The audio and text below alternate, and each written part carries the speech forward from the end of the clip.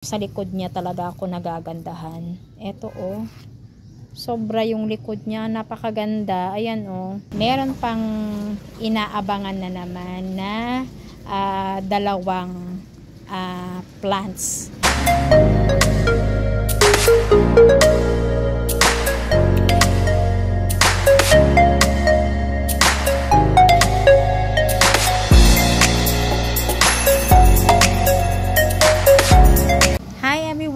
Welcome back to my channel. So for today's video ay aking i-share naman itong mga newly acquired na plants. So bali dalawa ito na talagang yung isa dito ay matagal ko na siyang gustong mabili. Kaya lang may kamahalan pa noon, lalo na nung kasagsagan ng pandemic. So ngayon naman ay nangalahati na yung kanyang price, kaya ayan, naka-acquire naman ako. And yung isa naman ay may kasi meron akong napanood na kaplantita din natin na sinishare din niya yung mga iba't ibang plants collection niya. And yung isang halaman na na-flex niya kailan lang ay talagang gandang-ganda ako, kaya nainggit ako tuloy, kaya sabi ko na sana makabili din ako nung ganyang halaman. Ayan, so itatry ko ding alagaan yung halaman na ito. Ayan, so meron namang naipost si ate, kaya ayan, bumili naman ako. Hindi nga lang ganun ka-lush, pero okay lang. At least ay andito na sila sa aking munting hardin. Ayan, so unahin ko muna yung itong napa-freebie ni ate sa akin na meron na akong ganito dati. Ito ay Dyfen na reflector. Kaya lang namatay yung sa akin na binili ko dati kay ate. So ngayon naman ay nabanggit ko sa kanya na namatay yung ganito ko. Kaya sabi naman niya ito na lang yung ipapa-freebie niya sa akin. Kaya lang ito na ibigay niya sa akin ay walang gaanong lumabas na yung mga makikita mong puti-puti dito. And ito ay napakaganda kasi nitong dito sa midrib niya, napakaganda yan, parang nagluluminous yan. And even yung mga splashes niya dito na kulay white ay parang nagluluminous. And velvety din ang kanyang dahon. So ayan, ito naman yung pina-freebie niya sa akin dahil marami daw siyang propagation nitong reflector na to. Napakaganda nito, kaya gusto kong makabuhay. O sana naman ito ay mabuhay na sa akin this time. And ito na yung isa kong nabili, guys. Ito begonia na kakaiba ang kanyang dahon din. Ayan Cathedral ang pangalan nito, sabi ni ate, na talagang yung sa likod niya talaga ako nagagandahan. Eto sobra yung likod niya, napakaganda. Ayan kaya nga nung nakita ko to sa vlog ni sino ba yun, nakaplantita, si Mama Lynn's Garden ata yun. Eto ang ganda nung ganito niya, napaka-lush na napakalaki ng mga dahon. Ang gaganda ng mga collections din nun ng iba't ibang mga halaman. So doon ko nakita yung ganitong variety ng begonia. Kaya yan, napamain naman ako kay ate dahil nga nakita ko nung yung latest post niya ay ito yung isang na post niya na variety ng begonia.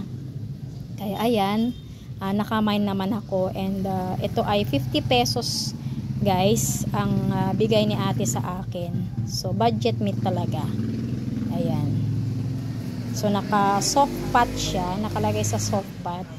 Ayan May 5 dahon and meron siyang upcoming na isa. Ayan, oh. So sana mabuhay ko to. Ang ganda kasi niya, kakaiba yung kanyang dahon, lalo na dito sa kanyang likod, oh, na curly yung kanyang kanyang dahon. Ayan, oh, ang cute. Ayan, napakaganda niya. And i-flex ko na rin guys yung mga yung mga begonias nung aking pinsan, kasi nga meron din siyang na order kay Ate Amor. I-flex ko lang sa inyo. Mga tig 50 din yung kanyang nabili na puro begonias. Dahil mahilig nga talaga yung pinsan ko ng begonias.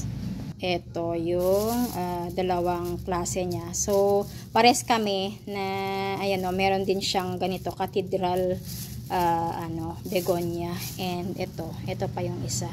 So, tig 50 lang lahat to. Ito pa yung nasa karton. Ayan o. Ayan.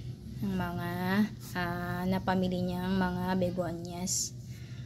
Ayan. Ito maganda rin ito oh. Ito, ano naman pangalan nito? Pig. Basta may pig ito eh. Pig begonia yata to. Nakalimutan ko na. Basta meron siyang pig. Ayan. So magaganda rin yung mga napili niya. Tig 50 lang lahat to. Ang isa. So bali 380 lahat to eh. Itong babayaran niya. Plus yung kanyang na yun.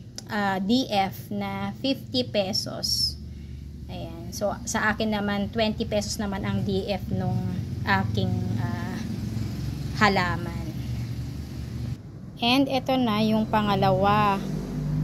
Money tree na batik naman ang ID ni ate dito, pero ang alam ko ay ito rin yung tinatawag nilang cookies and cream, diba, yung dalawang variety pa or tatlong varieties ng money tree ay ito yung ganito, plain, and then meron pa yung golden and yung kulay yung albo na sinasabi yon. Pero ito yung napili ko. Ang ganda niya. Ang ganda pala niya talaga sa personal oh.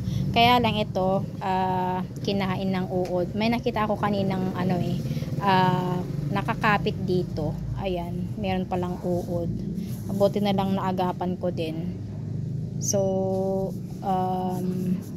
ayan, meron na siyang bawas diyan. Ang ganda niya. Parang din, parang camouflage din ang dating ng kanyang dahon. Ang ganda. Perfect sana to na kaya lang nakain nga ng uod dyan. Kahit nga kaninang umaga may mga din, may dalawang uod din akong nakita dito sa mga mga halaman ko. Ayan. And eto hindi ko alam kung ibang to or siya rin.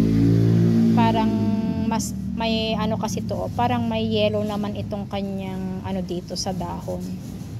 Or ito yung old na siguro. Pag old siguro ganyan ang itsura.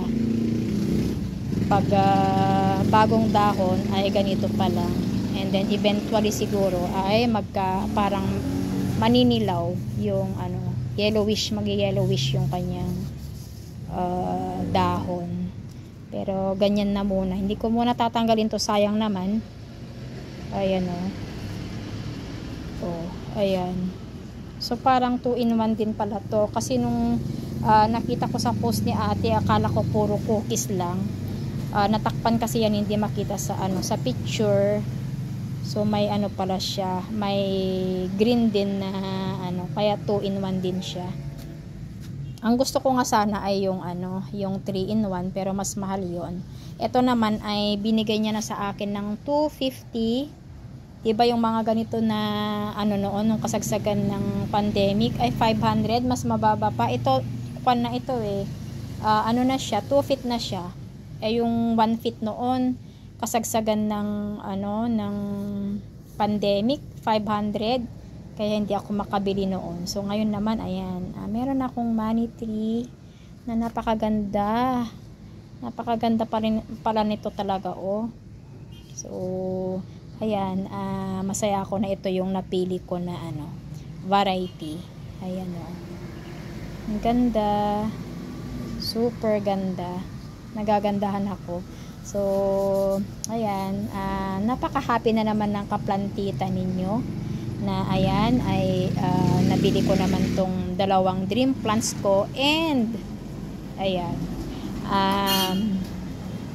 meron pang inaabangan na naman na dalawang plants na inaantay ko lang na may ibenta si ate na budget meal. Siguro next year ko na yun mabibili siguro kasi may kamahalan pa ngayon eh. So ipapakita ko guys yung inaabangan kong halaman kay Ate Amor. Ayan. So hindi na uubos ang ang ating mga dream plants. Ayan. So at least ay andito na sa aking munting hardin itong dalawa na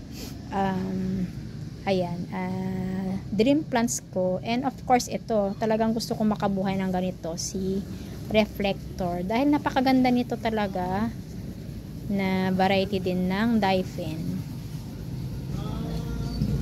Ito guys yung dalawang panibagong dream plant ko, dream plants na aabangan kay Ate Amor. Siguro next year ko pa mabibili itong dalawang halaman na to. Ayan, so makita nyo naman ang gaganda nila oh. Kaya ayan, nahook na naman ako nitong dalawang plants na ito. Ayan, so itong isa ay parang ewan ko kung variety siya ng peace lily, pero napakaganda niya, napakaganda rin ng kanyang dahon oh. Ayan, so mahal pa kasi 550 ang bentahan pa lang ni ate nito, pero lush naman na, kaya lang mahal pa para sa akin. Ayoko namang bumili ng ayan more than 500 na halaman ngayon. So gusto ko yung mga na lang, mga budget meal para diba, syempre hindi ko naman sigurado kung mabubuhay ko yung halaman. So ayoko nang bumili talaga ng ayan, more than 500. Ayan. And then ito naman yung isa, si Red Moon. Ayan, napakaganda rin nito oh. Grabe. Red Moon Philodendron. Ayan. So last year ay nakita ko nang pinopost ni ate to, pero mahal pa nga kasi, kaya hindi ko siya mabili. Kaya ayan, antay-antay lang na naman na may maibenta si ate na budget meal. Ayan, diba? Napakaganda. So ayan guys, ang aking na-share ngayong araw. And kung bago ka lang dito sa aking munting channel, ngayon ka lang nakapag-tune in, please like and subscribe, at pakiclick na rin ang notification bell all. Pindutin nyo yung all para lagi kang updated every time na may bago akong upload. Thank you for watching. Always stay safe at God bless sa ating lahat. See you next time guys. Bye!